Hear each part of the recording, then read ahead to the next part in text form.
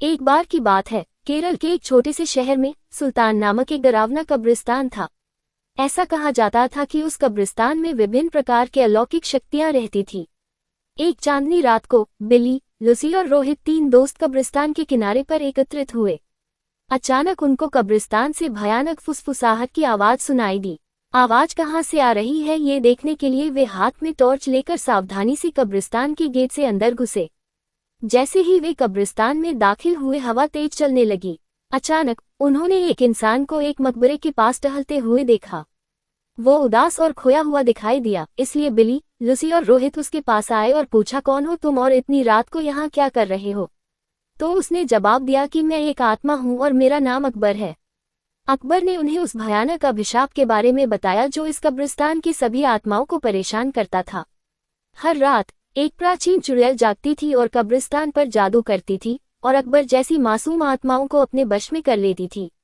अभिशाप को तोड़ने का एकमात्र तरीका कब्रिस्तान के पीछे जंगल में एक पेड़ के नीचे छिपी हुई मंत्र पुस्तिका को ढूंढना और आधी रात से पहले उसे नष्ट करना था। जादुई पुस्तक ढूंढने की दृढ़ संकल्प लेकर बहादुर तिकड़ी अपने मिशन पर निकल पड़ी। उन्होंने अंधेरे में मकबरों के बीच रास्ता खोजा जंगल में जाने के लिए, और इस बात का ध्यान रखा कि आराम करने वाली आत्माओं को परेशान न किया जाए। रास्ते में उन्हें बोन्स नामक एक शरारती छोटे कंकाल का सामना करना पड़ा, जो उन्हें जादू की किताब खोजने में मदद करने के लिए तैयार हो गया। वह कंकाल उन्हें एक पुराने आम के पेड़ के पास ले गई और कहा, इस पेड़ के पत्ते सब अपने पास रख लो। अगर ये पत्ता तुम्हारे पास रहेगा तो वह चुड़ैल तुम्हारा कुछ नहीं बिगाड़ सकती, और ये पत्ता तुम्हें जादुई किताब हासिल करने में मदद करेगा। ये कहकर वह कंकाल वापस कब्रिस्तान की तरफ चला गया। आम के पत्ते को अपने हाथ में लेकर तीन दोस्त जादुई किताब ढूंढने लगे। बहुत ढूंढने के पश्चात जंगल में एक झील के अंदर उन्हें क्षमता हुआ कुछ दिखाई दिया।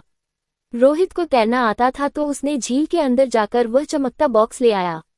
जैसे ही आम के पत्ते को बॉक्स के ऊपर रखा, वैसे ही बॉक्स खुल गया और चमकती जादुई किताब बाहर निकल आई।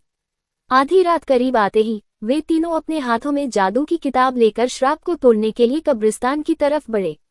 कब्रिस्तान में आकर वे किताब को खोले और एक प्राचीन मंत्र का पाठ किया। मंत्र पाठ करते ही जमीन कांपने लगी और कब्रिस्तान में एक तेज रोशनी छा गई।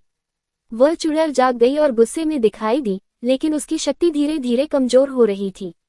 उसने बिली, लूसी और रोहित को जादुई किताब पढ़ने से रोकने के लिए अपनी जादुई शक्ति का प्रयोग किया, लेकिन उन तीनों पर कोई असर नहीं हुआ, क्योंकि तीनों के पास आम के पत्ते थे जो उनकी रक्षा कर रहे थे। धीरे धीरे चुड़ैल की सारी शक्ति खत्म हो गई और चुड़ैल भस्म हो गई। इस तरह बिली, लूसी और रोहित ने कब्रिस्तान में फंसी हुई आत्माओं को मुक्त किया और कब्रिस्तान में फिर से शांति छा गई।